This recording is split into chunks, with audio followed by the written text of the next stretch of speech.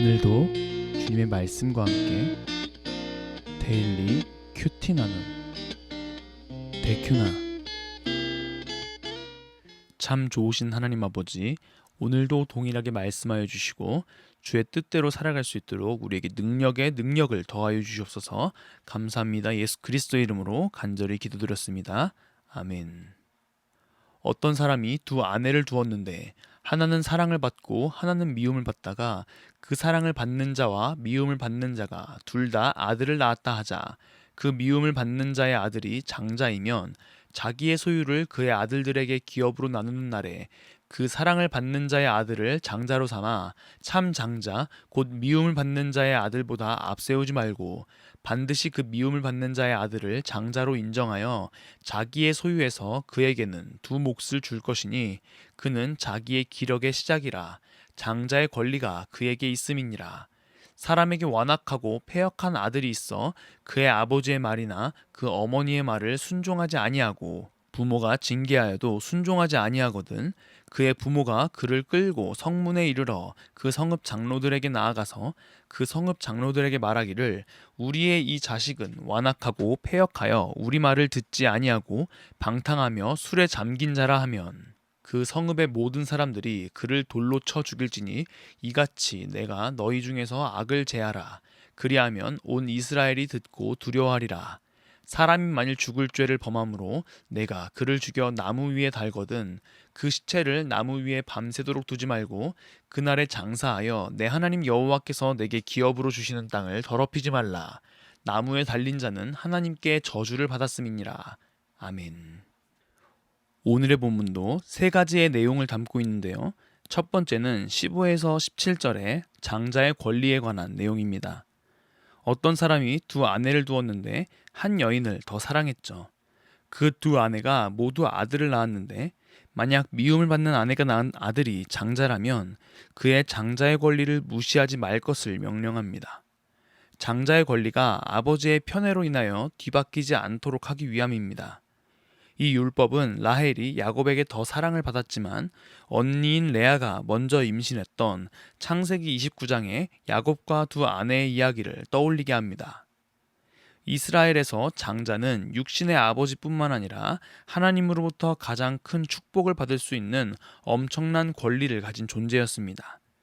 이 축복은 당사자에게 끝나는 것이 아니라 대대손손 모든 후손에게 이어지는 것으로 가볍게 여겨선 안 되는 것이었죠. 우리는 이 장자의 권리를 가볍게 여겼던 에서의 이야기를 잘 알고 있습니다. 팥죽 한 그릇에 장자의 권리를 야곱에게 팔게 되었죠. 그 결과 하나님의 나라는 에서가 아닌 야곱을 통해서 대를 이어갑니다. 이러한 것들을 보았을 때 장자의 권리가 장자이기 때문에 중요한 것이 아니라 하나님께서 장자를 자신의 것으로 선택하셨기 때문에 중요한 것입니다. 그 하나님의 말씀을 중요하게 여기느냐 무시하느냐의 결과인 것이죠. 두 번째 내용은 18절에서 21절에 불순종하는 아들에 관한 내용입니다. 부모의 말에 대해서 징계를 받아도 순종하지 않는 아들이 있다면 부모들은 그를 끌고 장로들에게 나아갔고요. 그 성읍의 모든 사람들이 그를 돌로 쳐 죽여서 너희 중에 악을 제하라 라고 말씀하십니다. 즉 부모의 뜻에 순종하지 않는 것은 악인 것이고 그것의 결과는 죽음이라는 것입니다.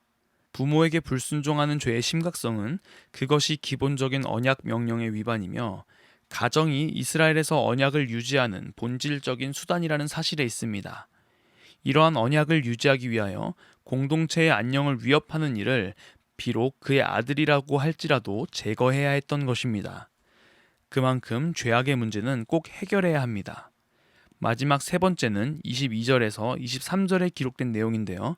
죽을 죄를 범한 사람을 나무에 달거든 그 시체를 나무 위에 밤새도록 두지 말고 그날 바로 장사하여 하나님께서 주신 기업을 더럽히지 말라고 말씀하십니다. 그리고는 23절 끝에 이렇게 말씀하시죠. 나무에 달린 자는 하나님께 저주를 받았음이니라. 아멘. 딱 떠오르는 분이 있지 않나요? 예수 그리스도. 예수님께서 십자가에 달리셨죠. 하나님의 저주를 다 받으신 거예요. 하지만 예수님께서 죽을 죄를 범했기 때문에 나무에 달리신 것은 아니었습니다.